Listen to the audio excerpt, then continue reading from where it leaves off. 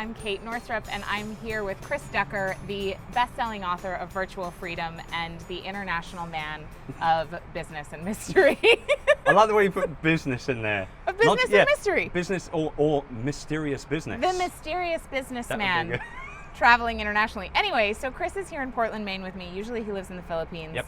And we're here at the Agents of Change conference. And I want to know, so he just gave a talk about building you into your brand and how important that is, because nobody else can be you, because you're an original, and that way it's 100% original and nobody can copy it, which is great because it makes the competition irrelevant. Like zero, yeah. Like zero. Yeah. But when it comes to freedom, one of the things that I'm most interested in is being able to not do things unless you really feel called to do them. Sure. And something I struggle with is when my brand is about me, or when your brand is about you, you actually can't really stop because it's you. Is that something you struggle with? And how do you build in some things around that? You know, the secret to that is to do what you do best and delegate the rest. Right? I say that all the time. Do what you do best and delegate the rest. Tip of the week right there. Yes. Right here on Glimpse TV. No, I mean, it really is honestly down to that. I mean, if your focus, let's say, for example, you're building an online brand, your focus should be on content creation and the marketing of that content, but with the help of a team of people to help you put it all together and make it happen. Yeah. So, you know, you got a graphic designer to handle all of your graphics needs, a web guy to look after all of the, sites that you're working on, build landing pages for your opt-ins and all the rest of it. If you're stuck in doing all of that in regards to your business, there's a big problem right there. Sooner or later, you're going to crash and burn out. Right. It happened to me in 2009, and I was able to pull myself out of the fire and kind of really stand back and look at what I was doing, how I was doing it, and more importantly, should I actually be doing it? That was the big question. And the answer to a lot of those questions were no, I shouldn't be doing this. I'm more important to my business than recruiting people or training people. Like, I can train somebody how to train someone. I can train somebody how to recruit. And so that's what I did. 2010, I removed myself from the business and hired, I had to hire 8 people because I'm that brilliant. I had to hire. And humble too. I'm very humble. No, I had to hire 8 people in the course of 1 year to be able to truly remove myself from the business. So what are the things that you love to do that only you can do, that you say, you know what, these are the things that I'm going to work on, and then everything else as much as possible goes? For me, it's really content. It's interacting with the audience, finding out what they want, why they need it, and then creating content to answer those questions and solve those problems. Right. And it's doing things like this, traveling, speaking, writing a book, podcasting. It's stuff that only I can produce. That's the stuff that I focus on now, and it's the things that I really get turned on about, because, like I said in my presentation, when you build the business of you, nobody can copy it. Right. It is 100% original, and I know that, injecting myself into the business like that means that it's ultimately not copyable, and that is extremely important when you're dealing particularly with online business, right? So my focus really is just on providing my audience with what they need. And I'm lucky because I got a great support team to help me out to do it. Well, and you've built a whole company around that, so other people can as well. So can you talk about I know, like, I struggle when I'm delegating and when I'm outsourcing. I struggle with being able to take what's in my head and having the illusion that I'm the only person who can do it. The illusion Which or is delusion? Totally an illusion of control, right? I am a little bit of a control freak. Okay. And I struggle with taking that and putting it into a system so I can actually teach somebody. And I struggle with just letting go of control. So do you have any tips on that? Yeah, you're an entrepreneur. Yeah. That is A-type entrepreneur in a nutshell, right there. Just like that. Yeah, we're all like that. Yeah. I was like that. Yeah. But like I said, I slowly but surely removed myself from the business over the course of that year by letting go, by not getting copied into every email that everybody else was sending. And trusting that other people are more than capable. Right.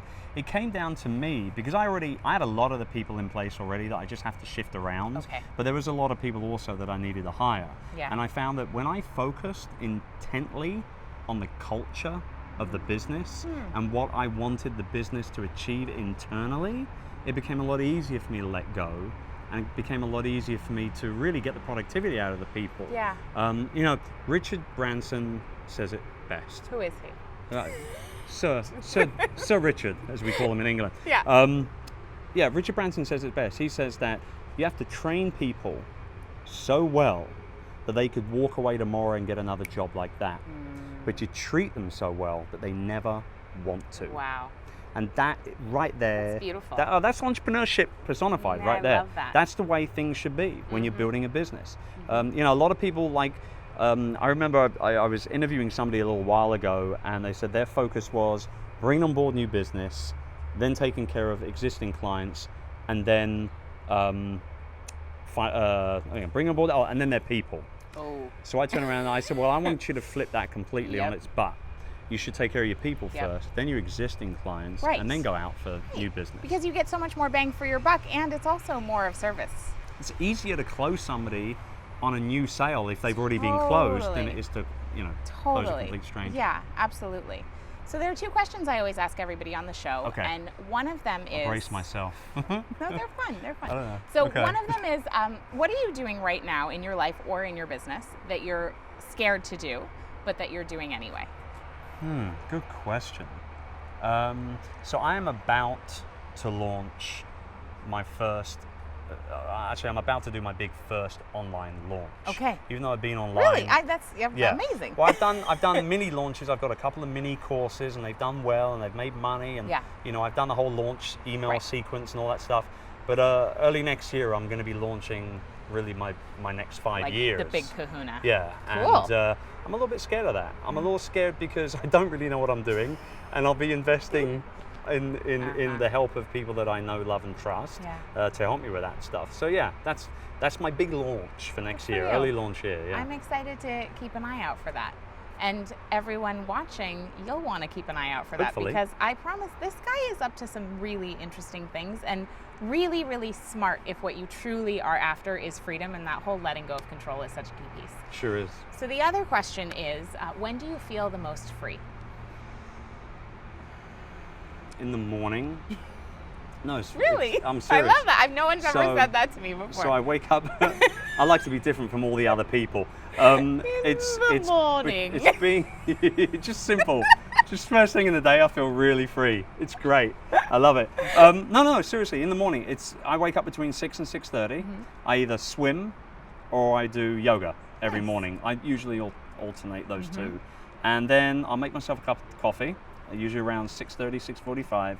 And I'll just sit in my living room before the rest of the house wakes up, and I'm very free at that point because I don't have a wife to say what are you going to make me for breakfast. I don't have. Do you make the breakfast? Most of the time. Oh, nice. Yeah, That's great. yeah.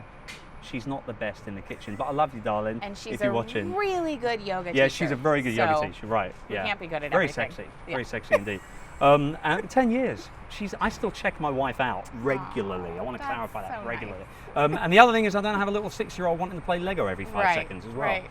So you yeah, have 2 kids or one? I got 3 actually. You have 3 kids. But my youngest is just about to turn 6. Okay. Yeah. So it's those times when you have time to yourself. It really is. I mean, and I think what it is, knowing at that time of the day that I'm awake, the rest of the house is asleep, but I'm not rushing.